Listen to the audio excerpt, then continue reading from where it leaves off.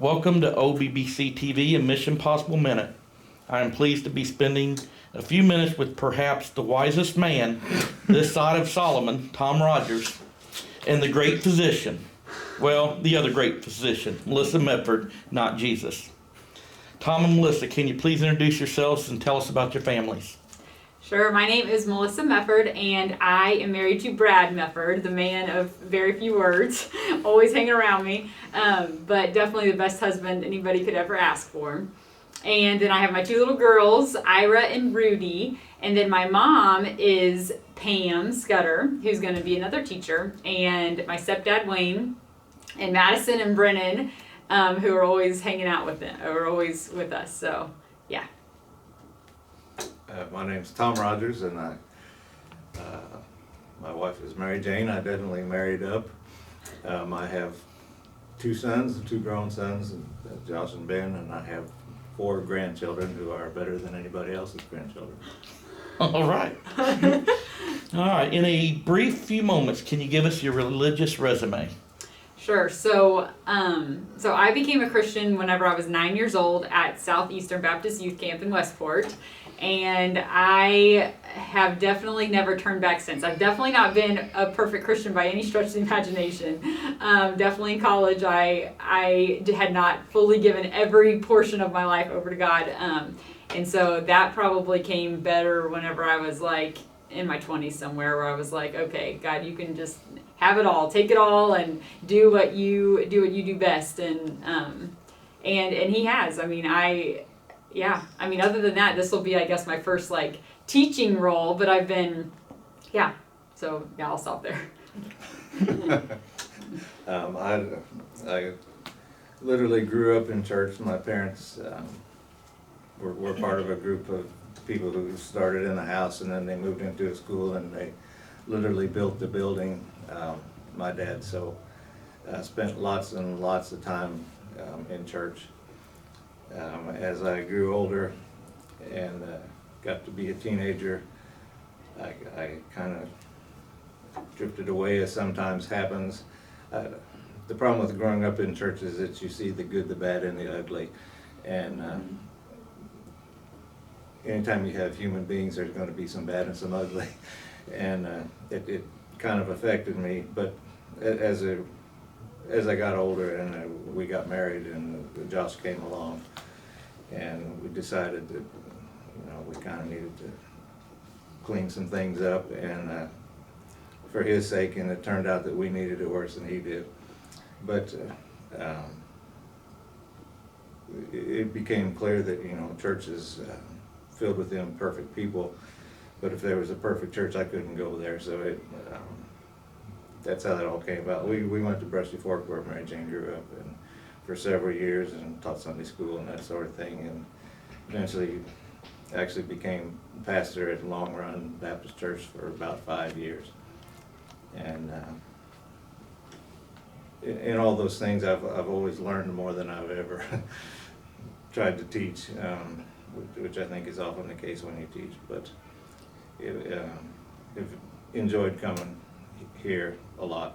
I've always been kind of involved with little churches, and to have more people involved, it's just, I really enjoyed it. But if I was to sum up my religious resume, it's just a sinner saved by grace. Yeah. Amen, Tom. That's good. Okay, what gives you the most blessings? I would say definitely, family, of course.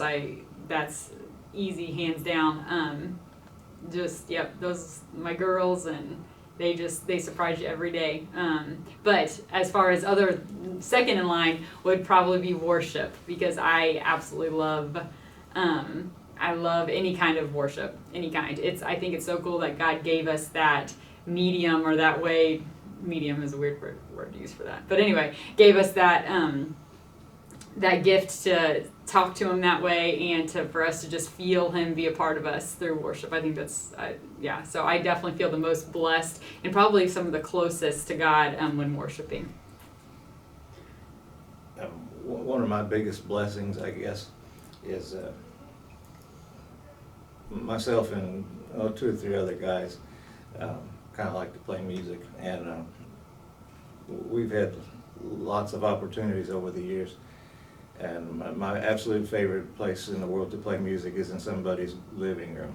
And we go to shut-ins, people who are, sick, can't get out, or people who can't go to church and maybe spent their whole life in church and really miss that sort of thing. And it's just been such a blessing for us. Plus the advantage there, you play for somebody they can't get away. So whether they like it or not, they're stuck here. They gotta listen. All right, Tom, I've heard you say many times, we are to love the unlovables. Outside of the unlovables, what challenges you the most to love like Jesus? Will you repeat the question? Sorry, this is the question I couldn't hear what you asked earlier. What so I didn't have it. challenges you the most to love like Jesus? Oh, okay, yeah. Challenges me the most. Well, again, the obvious answer is Satan, always battling for our attention and throwing darts at us, trying to get us off the path that Jesus wants us to be on. But probably my own impatience. I sometimes get so wrapped up in like my own head of what I need to do for the day and what I have to get done for myself and my family, and I allow that to not just let me be present with people, where I feel like you actually gain so much of, you just learn so much of what they might need, and you learn so much about what God speaks to you in those times. I feel like whenever you're with somebody and actually focusing on what they're saying, and especially in my job in particular, I need to hone into that, and I'm so focused on, I got to get what I need to get done to be a good doctor and to meet all the, the guideline requirements. But in reality, I just need to do better at meeting people where they're at, and not get so caught up in what the world expects from me and more what God expects from me, I guess. So I would say my own impatience and time constraints. So yeah. At the risk of sounding like Bobby, I'm kind of my own worst. It's my selfishness. I'm way more concerned about how things affect me, and I'm very guarded with my time, and I'm selfish, and that hinders loving other people, because that means I love myself more than them, and that's not a very nice thing to admit, but it's true. Okay, who's your favorite biblical hero and why? I would also have to say David, and I think it's because I identify with David the most, in the sense that I feel like David acts a little briskly sometimes, in the sense that he doesn't always, same for myself, I don't always necessarily think through everything super well, and I just kind of a lot of times act, and then I'm like, oh God, please forgive me for that stupidness. It's just kind of this, I don't know. I feel like, but I really like David because he just wears kind of his emotions on his sleeves, and he's just always out there like saying, God, I love you, and I act like a total idiot, and please forgive me, and then but he's also just, whatever God tells him to do, he just goes for it. He doesn't really think about things, and I feel like that I try to be like that, and sometimes I do pretty well at not really worrying about consequences quite as much, and just, if God tells me to do something, I feel like I think of David, and I'm like, yep, let's do it. Let's just get it done, and because God's got your back, just like you showed time and time again with David. Like, he will carry you through all those, anything that he asks you to do it, and you will see the blessing. So David's cool in that way. Again, with apologies to Bobby, you're my hero. It'd have to be Paul, but for different reasons. I've always admired his intellect, and his how articulate he was, how he could take these deep truths and explain them, and it was obvious that he thought them through, and then was able to write them down and to pass them on. And other than the fact that he wrote in way too long of sentences, I think he's probably my hero. Okay, Melissa, earlier you said worship gives you the most blessing. Mm-hmm. What's your favorite hymn or worship song? Yes. So, again, like I said, I love lots of worship songs. So that it is hard to narrow it down. But I absolutely love "It Is Well with My Soul." I love that song.